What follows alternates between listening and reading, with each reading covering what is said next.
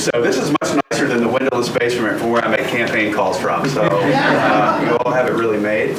So this is not to talk about the Senate and the race that I'm in right now in North Carolina, but I'm learning a lot because one of the things that campaigning does is it sends you around the state. You talk to a lot of people. So I hear some things that keep recurring, and I'm going to share with you a little bit about what I'm hearing from folks Can I around just North interrupt you Carolina. 1 second? I should inform you on Zoom also. Yeah, great. Everything's off the record, by the way. I just want to make sure that we have that, so I don't want you to. I We all know it's off the record, but we just want to We always just say, I just want to protect you that, you're not saying anything, because I've had that happen to me on a couple of occasions. That's why I no longer work at CNN.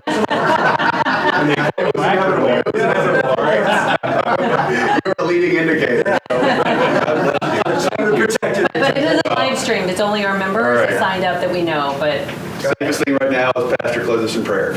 Well, hey, all on Zoom, thank you so much for what you do and for being involved with us today. So a lot of folks are saying, I am seeing people's concern about life really escalate. They're saying, Ted, where do you believe life begins? Life begins at conception.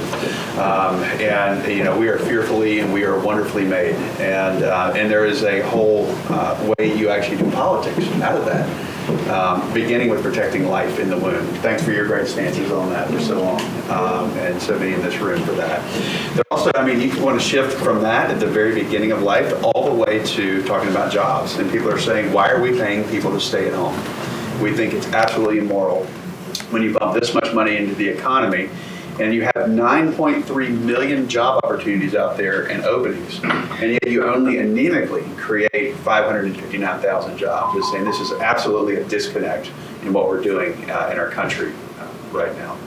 They're saying, why are you, and we have this, so I'm from North Carolina, so we get the all y'all problem. It's the same problem everywhere. It's just North Carolina, it's the all y'all. All y'all are doing this. I'm like, no, wait a minute. You need to look at my votes. You need to look at what I've supported and what I've opposed. So all y'all is, why aren't you fixing the border, right? Well, you got to look at what I've stood with and what I've tried to support. And when you have, just last month, 180 people apprehended, contacted by the Customs and Border Patrol, where I've been, who I've met with, and they give a piece of paper and they say, please come back at such and such a date. It's essentially catch and release. We can't treat people at the border that are entering illegally like trophy bass, right? You catch them, you release them. You can't do that. So it's absolutely a tragedy. And then I mentioned spending, but they're actually saying, why are we spending this much money and who's going to pay for this? And it's immoral. One of the ways to look at government is the root of all evil. When the Apostle Paul would say it's the love of money, but actually it's the modern monetary theory in this town, right? It's the root of all evil. They're saying you pump $6 trillion into the economy, and then now you tell people to stay at home. And so Milton Friedman would say inflation comes when you have too much money chasing too few goods.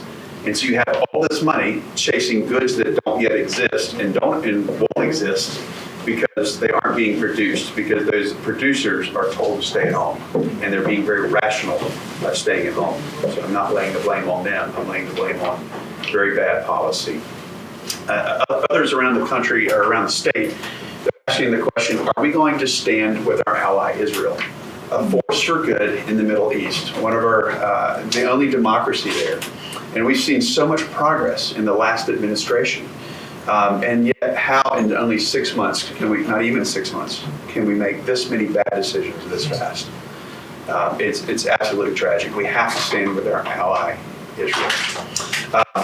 The other, and we're seeing this in North Carolina, and I tell you what, we all saw this coming, and we saw the failure of years ago of social Marxism or economic Marxism, and now we're seeing something under the banner of critical race theory, which is nothing more than social Marxism and the cancel culture, the whole package that goes along with it.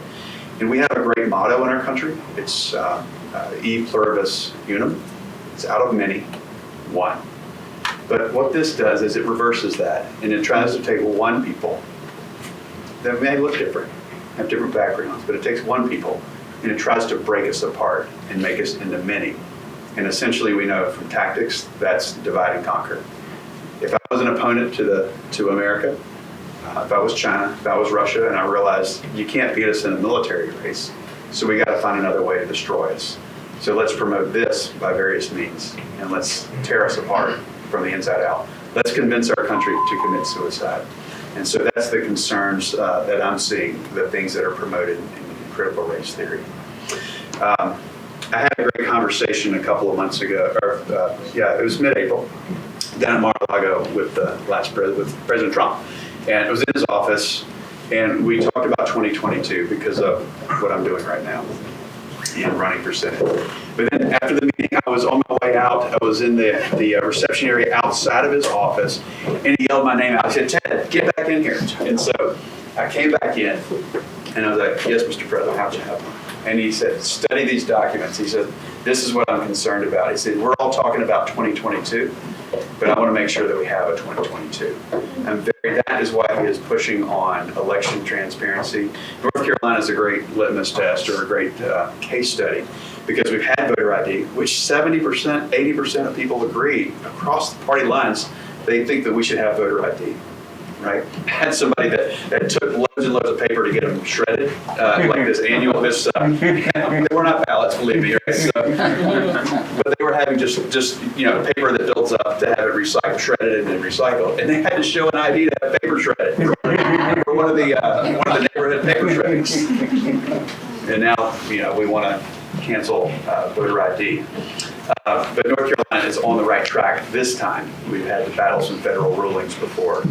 But we need to make sure that we have election transparency, chain of custody, absentee ballots that have a strong process around them, and it's highly secure that no matter which side of the aisle you're on, and I know which side we're on, but no matter which side of the aisle, that people can trust their institutions, and that's one of our concerns right now. But those are the things that I'm hearing, and those are the things the package that I support and I'm campaigning on. But where I began is kind of where I want to end, and that's valuing life. This country, like no other, values life. It's life, liberty, and the pursuit of happiness.